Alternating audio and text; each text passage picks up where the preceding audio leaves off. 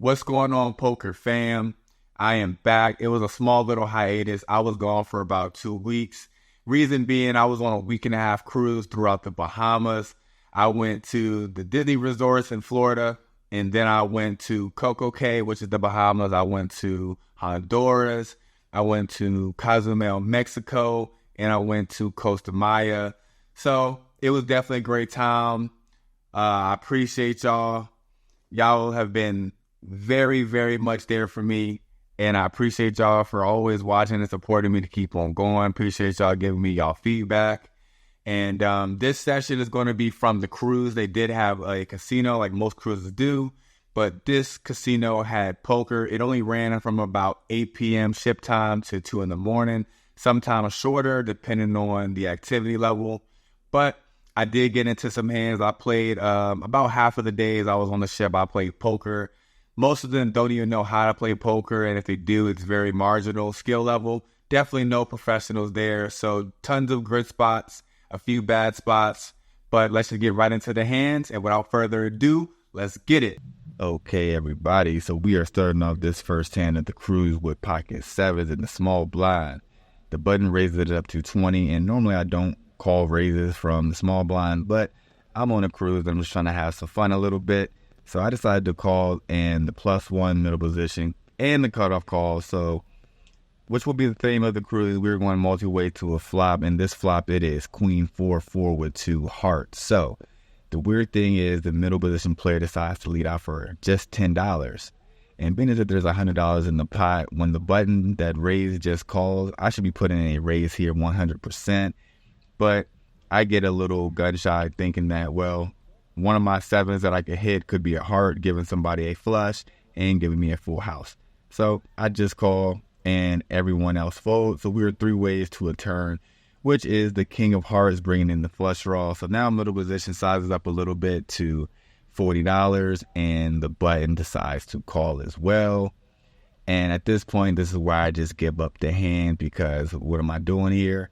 And unfortunately, when I fold, we see that the river is the 7 of hearts. So we would have rivered a full house. And the action goes, middle position bets out for $50.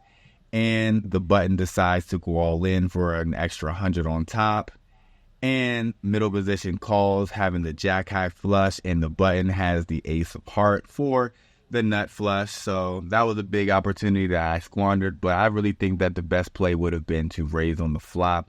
Let me know what you think. Leave your opinions in the comments, and we will have a discussion about it. So moving right along, we have ace-8 of diamonds in the low jack. I decided to raise it up to 20. Small blind and big blind decide to call. We are off to a flop, which is 7-5 jack with 2 diamonds. So I decided to put out a bet of $25, and the small blind decides to call. So now we are off heads up to the turn, which is a 4. And now he leads out for $40. Obviously, at this point, now that I have a gut shot to the straight and also have an overcard along with a flush draw, there's no way that I could be folding. I think these turn leads are more strong than they are weak, at least from what I've seen in this game so far. So I don't want to raise with this combo draw. So I just decided to call the $40, and the river is a 3. And at this point, I break out. I don't have nothing. So when he decides to bet out for 75, there's nothing I can do here besides fold. And when I fold, he does show me that he had jack 7. So he flopped 2 pair. He just check called, but then he didn't want it to go check on the turn. That's why he let out. So that's another hand down the drain, but there's still a lot more poker to be played. So let's just move on to the next hand and see if we can win one. So we all know the best way to get back is to have a premium hand, and we have pocket queens in the big blind. So there's an under the gun lip, +2 limps, and the same guy who just beat me with jack 7 decides to raise it up to $10. So now at this point, the hijack, cutoff, and the button decide to call.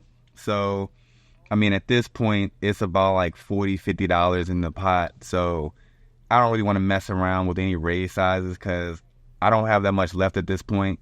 So I go all in for $130, and it folds around to the guy with jack 7, and he is the one who decides to call. And you won't even believe what he called with. He has queen jack suited, so we are literally in the best shape possible. and we are off to a run out, which is 7, 5, ace, turn, ace, river, 9. And so at this point, we double up, and gotta love it. I mean, it's not very often where you got somebody willing to go all in with queen jack suited, but we are on a cruise, and people just have gambling budgets, so they don't really care if they win or lose. They just want to have fun. And most of them are just blackjack players trying to play a different game when blackjack doesn't go right. So I will be here to take it all, and now we are back in the positive, ever slight as it may be, and let's go. So this hand is rather interesting, actually. So there's an unelegant raise to $25, and being that I'm 2 spots behind him, I could be putting a 3-bet, but from what I've noticed in this game, people are playing extremely tight. It's a 2-5 game, but most people are only raising up to $15. And whenever they raise to like 25, 35, and 40, it's always been with a premium. So I just decided to play a caution, and I decided to just put in the call. That brings in a cutoff player. So we are going 3 ways to a flop. It's not the best and it's not the worst flop. It is Jack, Jack, 6. So if he has Ace, King, I'm ahead of that. But the thing that's unfortunate is the player decides to put out a large bet of $75. The pot only has $85 in it, so he's potting it right now. And from what I've seen in this game, players, when they have a strong hand, they're just betting like ungodly amounts of money. And so even though like in theory it sounds like it's a bluff, from what I've seen personally in these games, it hasn't been. Mind you, these aren't people who play like how it is at MGM, these other casinos. These are just people that are on a cruise, and most of them are claiming that they rarely play. And the way that they're doing certain things, I believe it. So that's a long-winded answer to say that I decided to fold. The more technical reason is I am in the middle of 2 players, so I don't want to get caught up in that. The other player can have a jack as well, and I decide to let it go. And the other player folds as well.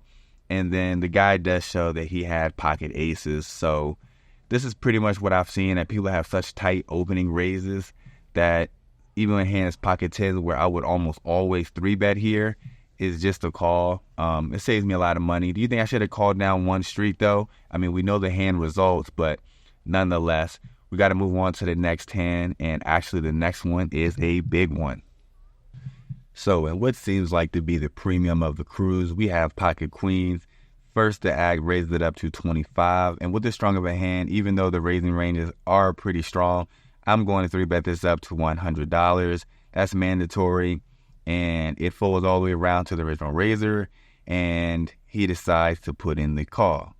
So we are off to a flop, which you all know when you have pocket queens, you're just saying, please, no ace, no ace, no ace. And shit, no king, no king, no king. And we go to a flop, which is Jack, 3, 6, 2 hearts and 1 club. And so I decided to bet a little bit less than I did pre-flop. I bet out for $75. And he thinks for a second, and then he rips it all in. So yes, there's a 12% chance that he has pocket jacks with a set. He could have kings and was just trapping. But he could also have a flush draw and many other things, I guess. So of course, it's not much decision to make. I call. He only has about another $100 on top of my 75. And so the turn is a 4 of hearts, so it does bring in the flush draw. Don't love that. But I do have the queen of hearts, and then the river is a 3 of spades, pairing the bottom card on the board. And guess what hand he has?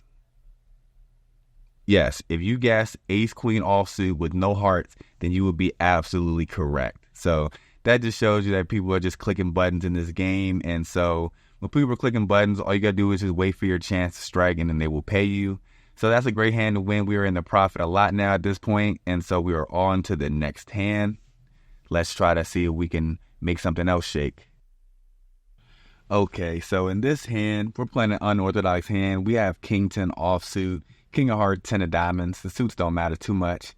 But either way, there's an under the gun race to 20, middle position. In front of me decides to call. So I'm saying, hey, I didn't come on a cruise and play poker to fold king 10. So I call, and the cutoff and the button decide to call as well. So we were going 5 ways to a flop, which is pretty decent. It is queen jack 7 with 2 clubs. So we are open-ended. We have an overcard, but I'm not trying to go home with a king. So I'm trying to just hit this straight. But I don't know how much money I went and put into the spot, because most people, when they hit the board, they've been betting extremely large. So if he bets like $75, obviously I'm just going to have to fold. But the under the gun decides to check. The player in front of me decides to check as well. I check because I don't know what somebody behind me may have, and it actually checks all the way around. So on the turn, it is the ace of diamond. That gives us the stone cold nuts. So now when it checks to me, I'm going to put out a medium-sized bet of $50. That's half pot size. I could bet larger because the ace does change a lot. A lot of people are going to have a hand that contains an ace. But I just decided to go with a bet of $50, and it folds all the way around to the under the gun player. And he thinks about it for a second. He does something I did not think he was going to do. He just rips it all in. So that was actually quite shocking. It folds to me, and with no action behind, I just call. And I'm actually thinking that I'm fading a lot of cards, thinking that maybe he has an ace with a flush draw, or maybe he has pocket aces perhaps. But no, he actually just has an ace with a weak kicker, ace 3. So he's drawing stone dead on the turn and just decided to go with it with top pair. And obviously he's drawing dead, so we win. And that was an amazing hand to win, and I did not expect that. But it just lets you know that on vacation, people are just clicking buttons, and we love it. We're here for all the punts. We're going to catch it all. So either way, that was a huge hand. That was the biggest hand of this first part of the session. But we're going to go to the next part of the session the next day, where we try to win even more money back from these fish. So this is a new session. We are starting off this hand with $400. We have ace-jack offsuit on the button, and there's a few limps in front of me. So when it gets to me, I decided to raise this up to $30. The big blind calls, the hijack, and the cutoff decide to call. So this is not unusual to go 4 ways to a flop on this cruise. Now, seeing as that people love to call, I probably should make it a little bit more, maybe like $40 to $50 if they're going to call 30 so much. But as it is, that's the play I made, and we are off to a flop, which is kind of dicey. It is a jack 10 8 rainbow, so I do have top pair, top kicker. However, it's a very connected board. Plenty of 2 pairs, straight draws, pairing straight draws, and straights available. So what's weird is it doesn't check to me. The hijack takes the betting league and donks $50 into the pot. The cutoff decides to call, and there's like 130 into the pot, so there's no way I can fold just yet. So I decided to put in the call, and we're only going heads up to the turn, which is a deuce of spades. So it does bring in a backdoor flush draw, but besides that, it doesn't change too much to the situation. Now, this player then decides to bet out for $100, and this is the inflection point of the hand where I should either decide if I want to go with my hand right at this moment. If he has, let's say, a pair and a straight draw, this will be a good time. Or if I think that he has a better hand than me, then I can just give it out right at this time. Because a lot of times in these low stakes, especially on the cruise, how so many people have been playing so tight, there's no way that they're going to go put in $100 in unless they have a very strong hand. So I choose the worst option, I think, and I call as well. And so we're off to the river, which is probably the worst card. It is a 9. It doesn't complete the flush draw, but still, like, every hand that connects with this board got there. There's everything is 2 pair. Everything is a straight. There's a 4-liner to it on the bottom and on the top side to it. So at this point, he decides to bet out for 100. It's the same bet as on the turn, and you could think, hey, maybe you can bluff it, but the end of the day is he definitely for sure has at least 2 pair at minimum, and I only have about $120 more left. So that's not going to work if I try to bluff on top of this $100 bet. So I do the option that I feel like is the best, and I fold. But if you have a comment on the situation, let me know if you think that I should have raised at any point, or you think I could have gotten away from this hand on the turn. Let's have a discussion in the comments. You know, I'll respond. But anyways, we got to shake this off and try to win some money in the next hand. So at least in this hand, we have a little bit more chill of a hand. We have king, queen offsuit, and there's a limp ahead of me, and I raise it to $30 from middle position, and only the under the gun +2 decides to come along. So we are off to a flop, which comes jack 9 deuce with 2 hearts. When he checks to me, normally I would go about a third sizing, but I decided to go up just a little bit more because there is a little bit of connectivity and a flush draw out there.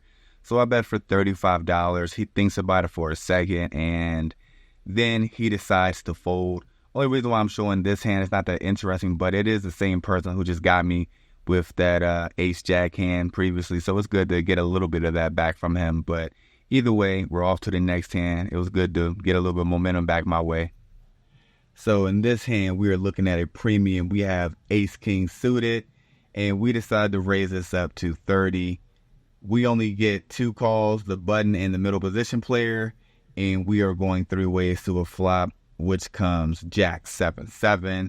So obviously I don't have nothing here, but I do have the range advantage. So I decided to bet out for $35. That's a 1/3 pot roughly. And only the button decides to call, and he is an OMC if you ever seen one. So not really loving this spot too much, but the turn is an ace. Now, I know a lot of people will be scared of an OMC having a 7 because they called, but he could easily just have a jack in this spot. So I decided to bet out for $50, and he doesn't think about it too long and decides to call. Now, the river is a 6, and I think I want to keep on going for value. I'm going to just bet until he raises me, because if an OMC raises you on the river, it's a 1,000% chance you are beat. So I'm just going to go with a medium-sized bet that I know he can call, let's say if he just has a jack. And I decide on the sizing of $60, and he doesn't think about it for too long, and he does decide to call. So, of course, if he calls, that means that I win. I show my ace king, and he shows that he had king jack. So he had me out flopped, but of course the better hand won in the end. So that's a good way to start the session off. So let's keep on building up this momentum. Okay, are you ready for a very dynamic and crazy hand? We'll look no further. We have pocket queens under the gun, and we raised it up to 25. And like always, we get 3 callers, 4 ways to the flop. Cutoff, button, and the small blind all decide to call. So we see a flop 4 ways, and it is about as good as you can ask for. Jack, deuce, deuce, rainbow. So without flopping a set or a full house, that's about as great as it gets. Nobody should have a deuce here. So when the small blind checks, I decide to put on a bet of $50. That is about half pot. And so the cutoff decides to call, and the button decides to call as well. We do get rid of the small blind, and the turn is an innocent card. It is the 6 of hearts. So now I'm deciding to bet out $100, just trying to get value from whoever has a jack. They could both have a jack of some sort, or they could have another little pocket pair that just don't believe that I have a jack or an overpair. So we bet out for 100, and the cutoff calls. He is the OMC from last hand, and the button now decides to go all in. And I'm worried for a second, but then when I look at his hand, he only has a 160, so just another 60 more to me. So I cannot re-raise, so all I do is just call at this point, and so does the cutoff. Now, the river is the 8 of hearts, so it does bring in a backdoor heart draw, but you can't be scared of monsters under the bed, so I decide to rip it all in, and the cutoff OMC does not think about it for too long, and he decides to fold. So now we're at showdown with the button who went all in, and he is saying that I must have pocket jacks, and he is smoked. And I'm thinking, well, what does that mean? Does he have a 2? And no, he actually has pocket 6s. So he floated me on the flop and drills his 2 outer to beat me, and he has a full house. So I'm not going to lie, this hand kind of stung. Matter of fact, it stung a lot, but as you can see, he has tattoos all over his arm, and they're all gambling tattoos. So when somebody has gambling tattoos and they gamble, you can't be mad when they hit every once in a while. So obviously in the long run, I want that call, but this was just a time where he hit and it sucks. But what are you going to do? You got to play the next hand and try to win it back. So unfortunately, the last hand didn't go my way, but we have 9-10 offsuit, and the under the gun +1, the same guy with the pocket 6s, decides to raise it up to 15, and middle position, cutoff, I call, and the big blind call. So we are going 5 ways to a flop. And of course, we see 6, 7, 8 with 2 diamonds. So we flop the stone cold nuts. And of course, I'm happy to see that the pre-flop raiser decides to bet out for a 30. It folds around to me. And of course, with the nuts, I could be raising. But this is the guy who just took a lot of my money. So I'm just going to slow play this. I am running the risk of somebody hitting a flush. But I'll deal with that when I have to deal with that. So I just put in the call, and the big blind decides to call as well. So now we are off to a turn, which is the 6 of hearts. So we do not longer have the nuts. But to me, it's a great card because if he has like pocket aces, that means he'll be feeling a lot more comfortable. I don't like it though because he decides to check, but aces will still check here a lot of times. So I decide to go ahead and put out a bet of 75, hoping that aces or kings or any kind of a draw would still call. But unfortunately, they both fold. But still, that was a pretty good sized pot to win. So I did win back a large, decent amount of my money back. So let's go. So this is the last hand of my whole entire cruise. So we have ace queen offsuit. We raise it up to 20 under the gun. The +1 decides to call. Middle position decides to call. And the small blind decides to call. So the theme of the shit, we're definitely going to be going multi-way. So we're going 4 ways to a flop, which comes ace 9-3 with 2 spades. So now, seeing as that there's 4 people who called a $20 bet, there's 80 in the pot. So I decided to bet half of that for 40. Seeing as that there's definitely weaker aces out there and flush draws to get value from. And everyone folds except for the small blind who calls. So now we're off to a turn, which is an offsuit 8. So now I'm looking at my stack and it's pretty awkward at this moment. So there's 160 in the pot and I have 225 left. So I'm really kind of confused on what I should bet, but I decide to bet out for $100 and he decides to call as well. Now the river is the 10 of clubs and he looks at my stack and he says, how much you got left there? And he sees that it's only 125, but then he does like the okie doke and he checks. And this is where a lot of people would just be happy to get the showdown value, getting, value pre-flop, flop, and turn. But I'm not trying to be like most players. I need to go for thin value in the moments where I can. So I decided to go all in. If he has a better hand than me, then so be it. But he folds, and he does say that he had some sort of combo draw. I didn't ask him exactly what it was, but that's just what he volunteered. So that wraps it up for the hands. I appreciate y'all watching. Now let's get to the outro where we will talk about the whole trip total. All right. Well, I hope y'all enjoyed the video. So before we even get into the total, make sure that y'all like, comment, and subscribe. It was a good time making these videos for y'all. It was a great time on the boat. Definitely could have won some more money if a couple of those spots didn't happen like that. Definitely the pocket sixes hand is what comes to mind. But that's poker. It can happen anywhere at any time. And that just lets you know live poker is alive and well. So the totals for the whole boat, obviously I'm there, I'm drinking, I'm doing a bunch of stuff, going to different shows. So it's kind of hard to know the exact total. But overall, I played in 4 different sessions and my estimate on how much I won was close to $900, give or take a few dollars, here and there. But that is the total and it was a great time. Let me know if you like me going on vacation and doing stuff like that, because now that I went on one cruise, they're giving me plenty of offers for other cruises for way cheaper. So if you like the action that you're seeing here, just let me know. And as always, make sure y'all have a good time. And until the next video, holla.